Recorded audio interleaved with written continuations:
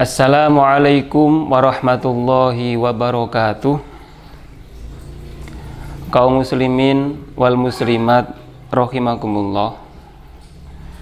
Sungguh sangat berbahagia untuk kita semuanya, baik kaum muslim yang telah menggapai pada bulan Ramadan, yang pada bulan-bulan kemarin kita berdoa, Allahumma ballighna Ramadhana. Ya Allah, sampaikanlah kami pada bulan Ramadan. Doa kita, harapan kita telah diijabahi oleh Allah Subhanahu wa Ta'ala. Oleh karena itu, mari kita manfaatkan bulan suci ini dengan beramal soleh. Karena beramal soleh pada bulan ini akan mendapatkan pahala yang sangat besar dan yang banyak. Kaum muslimin wal muslimat rahimakumullah. Rasulullah sallallahu alaihi wasallam bersabda, "Man shoma Ramadhana imanan wahtisaban ghufira lahu ma taqaddama min dzambi." Muttafaqun alaih.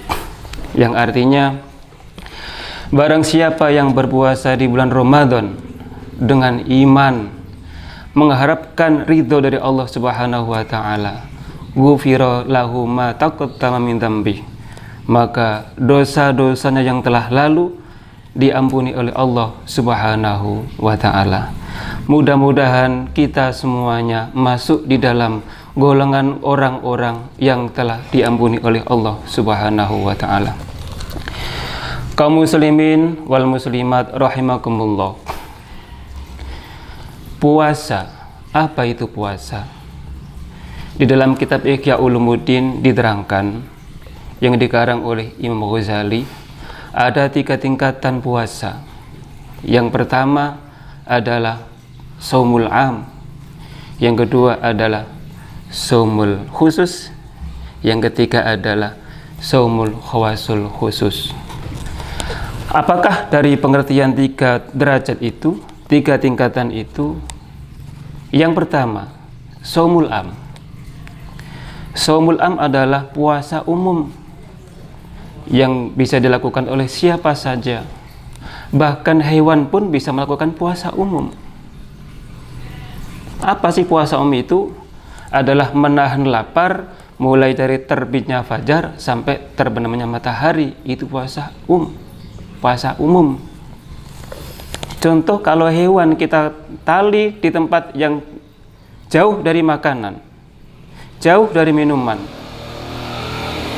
tidak dikasih makan, tidak dikasih minum, maka puasalah itu yang namanya hewan.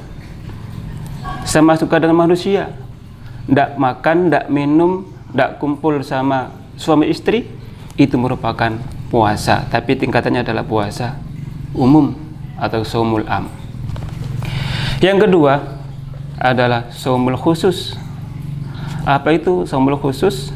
Yaitu puasa khusus yang di dalamnya adalah selain menahan lapar, selain menahan haus, juga menahan daripada pandangan mata, menjaga pandangan mata dari kemaksiatan, menjaga telinga dari kemaksiatan, menjaga dari seluruh anggota tubuh untuk kemaksiatan, menjaga semuanya dari kemaksiatan. Rasulullah Shallallahu Alaihi Wasallam bersabda, ada 5 perkara yang bisa merusak puasa.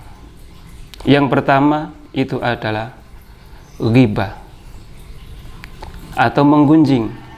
Barang siapa yang melakukan puasa kemudian ghibah, menggunjing, maka tidak akan dapat pahala. Yang kedua, berkata dusta atau berkata bohong.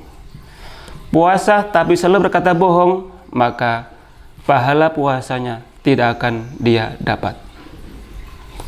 Kemudian yang ketiga, apa yang bisa menyebabkan puasa itu tidak dapat pahala adalah bersumpah palsu. Bagi orang yang sedang berpuasa, sumpah palsu, mengucapkan wallahi, billahi, tapi palsu sumpahnya, maka dia tidak akan dapat pahala puasanya. Selain dari 3 perkara itu, yaitu adalah memandang dengan penuh syahwat. Memandang apa? Memandang contohnya laki-laki ke perempuan, perempuan ke laki-laki, maka dia tidak akan mendapatkan pahala puasanya. Sia-sia dia melakukan puasa. Yang terakhir itu adalah mengadu domba. Barang siapa sesama temannya, sama saudaranya waktu puasa mengadu domba, maka puasanya tidak akan dapat pahala. Kelima perkara ini supaya kita jaga agar puasa kita itu diterima oleh Allah, agar kita semuanya dapat pahala dari berpuasa itu. Saya ulang, 5 perkara itu adalah jangan sampai dusta, jangan berkata bohong ya, kemudian jangan hibah, kemudian jangan mengadu domba. Yang keempat itu adalah jangan bersumpah palsu. Yang kelima itu ada jangan memandang segala sesuatu dengan syahwat. Memandang laki-laki perempuan dengan syahwat, maka akan pahalanya tidak akan dia dapatkan. Kaum muslimin wal muslimat rahimakumullah. Di dalam melaksanakan puasa ada beberapa kesunahan. Yang pertama itu adalah menyegerakan berbuka puasa, atau kita sebut dengan yang namanya takjil. Takjil itu adalah menyegerakan berbuka puasa. Pada saat kita di rumah, pada saat kita di jalan, dimanapun, kalau sudah waktunya maghrib, sudah masuk maghrib, maka kita segera melaksanakan, yaitu berbuka puasa atau disebut dengan takjil. Rasulullah SAW ketika berbuka puasa itu berbuka dengan kurma. Beliau berbuka dengan kurma yang basah atau berbuka dengan kurma yang kering. Kenapa mengutamakannya basah? Karena rasanya manis. Sedangkan kita di Indonesia ini yang notabene kurma itu jarang kita dapat di setiap waktu, di setiap tempat, maka kesunahan itu bisa diganti dengan manis-manisan, minuman-minuman yang manis atau buah-buahan yang manis.